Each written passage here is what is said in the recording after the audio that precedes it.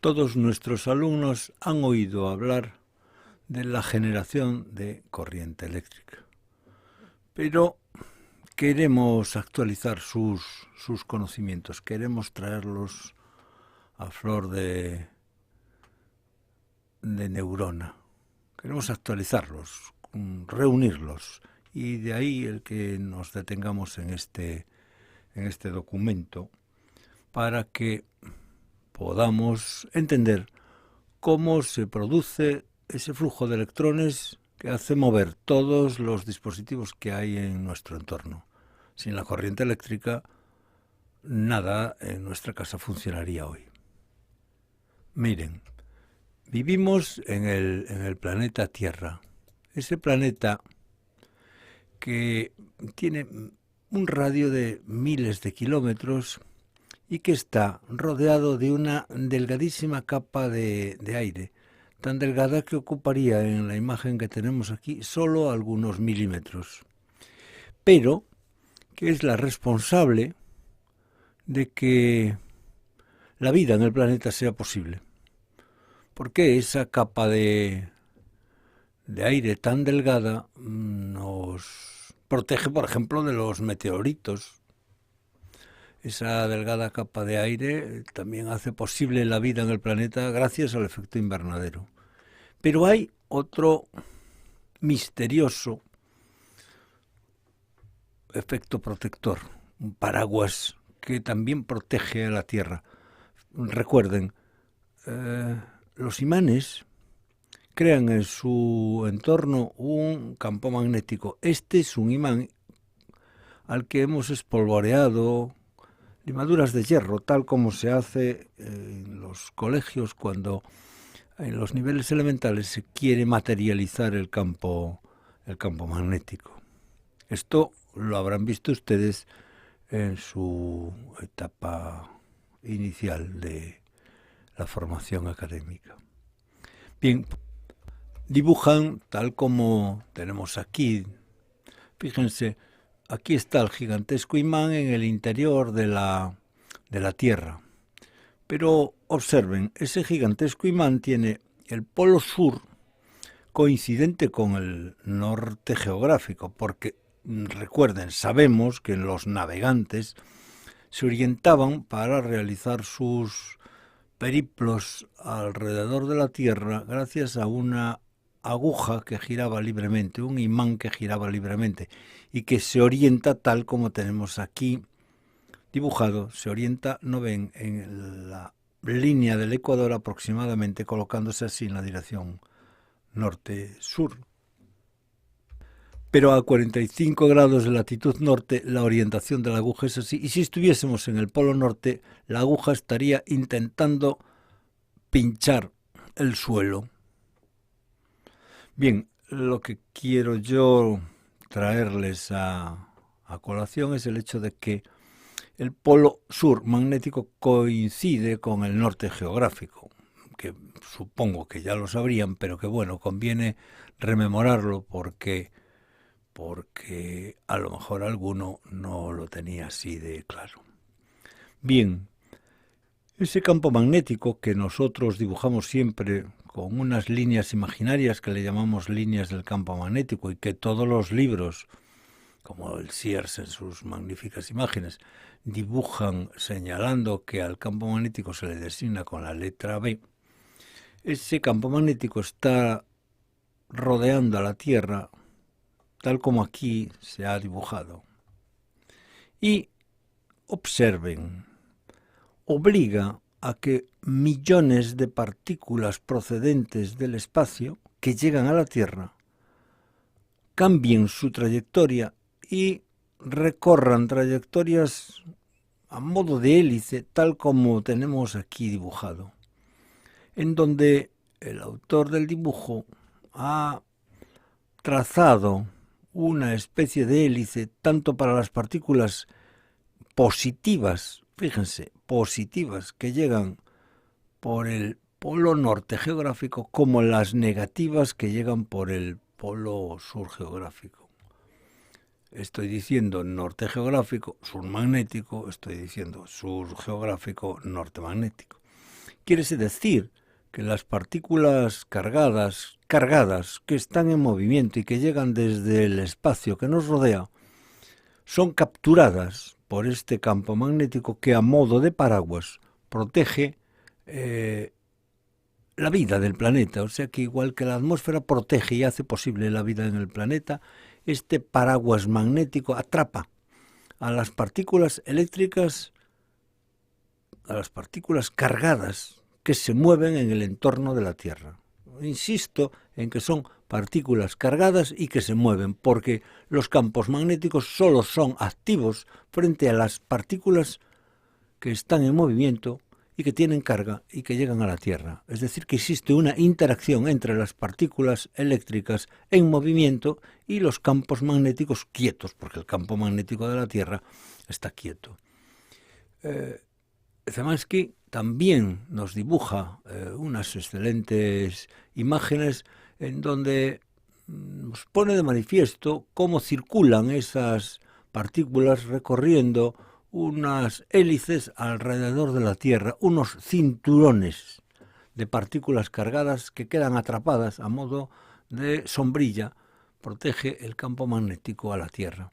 Esas partículas cargadas acumuladas en las regiones de los polos originan luminiscencias especiales que desde hace muchos años se conocen. Aquí el autor ha dibujado un cinturón de radiación de Van Allen que rodea la Tierra, descubierto allá, me parece que por los años 50.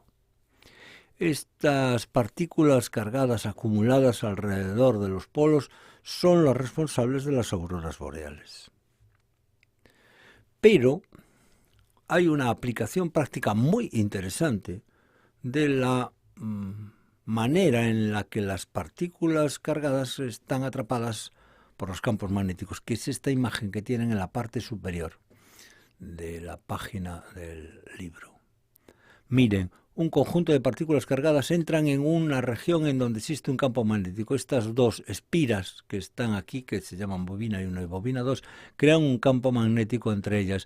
Y una partícula en movimiento se ve obligada a realizar un movimiento en forma de hélice, tal como se esquematiza en la figura. Lo cual quiere decir que en la región comprendida entre las dos espiras se establece como una caja que encierra a las partículas que en movimiento y cargadas entran en esta región, lo cual posibilita que un conjunto de partículas en movimiento y cargadas queden encerradas dentro de esta caja botella magnética, que permite concentrar en una determinada región del espacio partículas eléctricas en movimiento y que estén, por ejemplo, a millones de grados.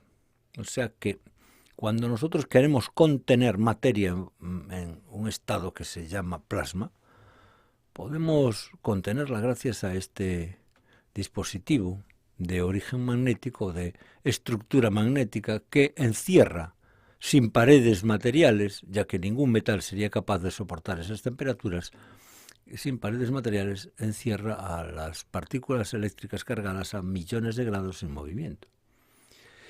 Estos fenómenos de interacción entre partículas cargadas y campos magnéticos se conoce ya desde hace muchos años. Todos en los libros de física hemos oído hablar de las experiencias de Ørsted, que son esta experiencia que tienen aquí dibujada, en donde un conductor lo ven.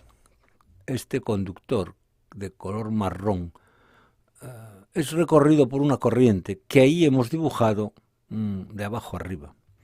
Bueno, pues con un conductor por el que circula una corriente se sitúa cerca de un imán. El imán que estaría colocado paralelo a la corriente tiende a girar y colocarse perpendicularmente a la corriente. Fíjense, la corriente circula así y el imán se desvía así. Pero si la corriente circula al revés, el imán se desvía en dirección contraria. O sea que hay una interacción entre una carga móvil, que son los electrones que circulan por este conductor, y un imán fijo, que obliga a que el imán, y un imán fijo, un imán quieto que puede girar, que hace que el imán o se oriente intentando colocarse perpendicularmente a la dirección de la corriente. Y si la corriente circula de una manera, el imán se desvía de una manera. Y si la corriente circula de otra, el imán se desvía de otra manera. Esta interacción viene relatada en todos los libros, y todos los libros nos cuentan cómo una corriente interactúa con un imán. Aquí tenemos otra imagen muy interesante relativa a la interacción entre una carga, que en la imagen es una carga positiva, y un campo magnético que ahí está dibujado. La imagen nos pone de manifiesto que una carga positiva entra en un campo magnético. El campo magnético es perpendicular a la hoja de papel. Estas son las colas de las flechas después de atravesar el papel. Y es una carga, insistimos, positiva, que se mueve tal como se indica aquí. La flecha verde indica el movimiento. Pues cuando una carga se mueve y el campo magnético está quieto, aparece una interacción electromagnética que es perpendicular a la dirección del campo magnético y del movimiento. Y como las fuerzas perpendiculares a una velocidad obligan a que la velocidad cambie continuamente de dirección, la trayectoria que sigue la partícula es una trayectoria circular.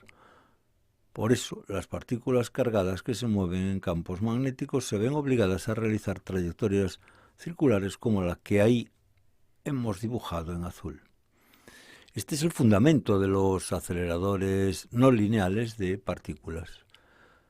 Insistimos en que la partícula es una partícula positiva. Los libros nos dicen siempre que para acordarnos de este modo en el que la carga se desvía, pues dibujemos un triedro como el que está ahí, en donde la carga positiva se mueve con esta velocidad, la carga positiva en la dirección del dedo medio. El campo magnético está en la dirección B, ¿lo ven? Que es la del dedo índice, pues sobre una carga que se mueve con esta velocidad en un campo magnético que tiene esta dirección y es positiva, se ve sometida a una fuerza dirigida hacia arriba, que es la dirección que indicaría el dedo pulgar. Los libros nos dicen, esta es la regla de la mano izquierda para una carga positiva. Pero debían de decirnos también, bueno, si la carga es negativa, la fuerza es al revés, porque la interacción eléctrica o electromagnética es al revés, y entonces, pues, oiga, también una regla de la mano derecha, que es la misma que la de la mano izquierda, pero que sirve para las cargas eléctricas negativas. Porque las cargas eléctricas negativas son las que más me interesan, porque son las que están relativamente sueltas en los imanes, en los conductores. Este es un trozo de cobre que tiene cargas eléctricas negativas relativamente libres, tiene electrones relativamente libres. La estructura de los metales es así. Es un conjunto de electrones relativamente libres en una caja de restos positivos. Bueno, pues cuando yo muevo un imán en las proximidades de un conductor, por lo mismo, por lo que he dicho hace escasos minutos, sobre los electrones aparece una fuerza de interacción entre el imán móvil y la carga quieta que hace que ella se vea obligada a moverse. Es decir, que se origine una corriente eléctrica en el interior de este conductor cuando yo muevo un imán en sus proximidades. Sí, créanselo, aquí lo tienen, porque los que dudan no tienen mejor que verlo con sus propios ojos. Aquí está un imán, el polo rojo del imán se introduce en las proximidades de este conductor dorado y se origina una corriente. ¿La ven? Hacia la izquierda. Polo rojo entrando en un conductor, corriente hacia la izquierda. Pero si el polo es el blanco y el conductor es el mismo, la corriente es de distinto sentido. Este es un dispositivo que cualitativamente me indica el sentido de la corriente, pero si yo me instalo con un dispositivo que ya mide cuantitativamente, ven, miliamperios, la cantidad de corriente, pues lo mismo. Introduzco un polo rojo, se origina esta corriente. Introduzco o saco el polo rojo, se produce una corriente contraria. O sea que el sentido de la corriente depende de que introduzca un polo norte o un polo sur, o lo mueva de una manera o de otra. Pero se origina una corriente, ahí la tienen ante sus ojos. La manera más fácil de hacer ese movimiento no es un vaivén, es girar un imán. Es más fácil producir un movimiento de rotación en las proximidades de un conductor que no como lo hicimos ahora. Fíjense, si hacemos girar el imán en las proximidades de un conductor, este es un imán sujeto a una goma que retorcimos, se origina una corriente eléctrica más fácilmente que lo que ustedes pensaban. Bueno, y ustedes lo hicieron, claro. Miren, ¿se acuerdan cuando con su bicicleta iluminaban una bombilla con una dínamo? Pues lo que hacían era con sus piernas movían la rueda de la bicicleta movía este imán y este imán giraba en el interior de ese conductor que permanecía fijo. Y así originaban la corriente eléctrica. Sí, aunque no lo sabían, estaban utilizando la interacción electromagnética para encender la bombilla de su bicicleta. Que podríamos hacer también girando el conductor. Lo que pasa es que si giramos un conductor en las proximidades de un imán, lo ven, este es el imán que crea un campo magnético de izquierda a derecha y el conductor está en el seno de ese campo magnético. Pero girar un conductor sin que me rompan los extremos del conductor requiere inventarse un dispositivo como este, muy sencillo e ingenioso, en donde esta escobilla está en contacto con el principio del conductor y esta escobilla está en contacto con el final del conductor, sin que se me rompa el conductor. Es un ingenioso mecanismo en el que un colector, que es como se llama este conjunto de dos láminas que son los extremos del conductor, se apoyan unas escobillas para recoger o suministrarle corriente. En este caso el colector o las escobillas las hemos apoyado en el colector al revés para que cuando da una vuelta cambie el sentido de recogida de corriente, porque como vamos a ver ahora, cuando gira el conductor en el seno del campo magnético se va a originar una corriente que tiene distinto sentido según el conductor se esté moviendo de una manera o de otra, porque lo ven, cuando el conductor se mueve así, el campo magnético es este, sobre los electrones del interior de este conductor hacen que se muevan tal como está indicado aquí. La fuerza sobre la carga negativa sería obligándola a moverse así. Los electrones libres harían en este trozo de conductor avanzando de atrás para adelante. Bien, si el conductor se mueve de esta otra manera, la fuerza es distinta. Hemos puesto aquí varias imágenes muy ilustrativas de cómo se origina la corriente según se esté moviendo, para que cada uno de ustedes lo vea. Si quieren, pues paran la imagen en ese momento. Bien. Cuando gira el conductor se origina una corriente y según la posición del conductor en el campo, aquí está el campo magnético dibujado de izquierda a derecha en esta excelente imagen de este texto, y cuando gira se origina una corriente que crece y decrece. Crece en un sentido y decrece en otro sentido, porque observen que va por encima o por debajo del eje Y. Esta es una representación a lo largo del tiempo de cómo crece la corriente. Ven, crece, aumenta y luego disminuye, pero luego aumenta y luego disminuye, pero en el sentido contrario, porque está en la parte negativa de este eje. Bueno, pues cuando una espira gira en el interior de un campo magnético, origina una corriente variable que es muy fluctuante, pero que a efectos prácticos me puede servir igual que una corriente que fuese constante, fija, pero en este caso es una corriente variable. Esa corriente variable se origina así, en general, moviendo un imán en el seno de un conductor. Si en lugar de ser un imán que tiene solo dos polos, nos fabricamos un imán como este, en donde los polos son 4, no necesito girar tan rápidamente el imán en las proximidades de las bobinas, ¿las ven?, para que se origine una corriente que varíe mucho. Y por eso, en la práctica, los generadores de corriente tienen más de 2 polos. Bueno, muchos más, porque como van a ver aquí, en la práctica, para conseguir corrientes variables que no requieran un giro muy rápido del imán frente al conductor, se ponen muchos polos y muchos conductores. Y entonces el dispositivo que en la práctica se utiliza se llaman alternadores. Esta es una excelente fotografía de Sears o de Zemansky Sears, donde se pone de manifiesto lo anterior.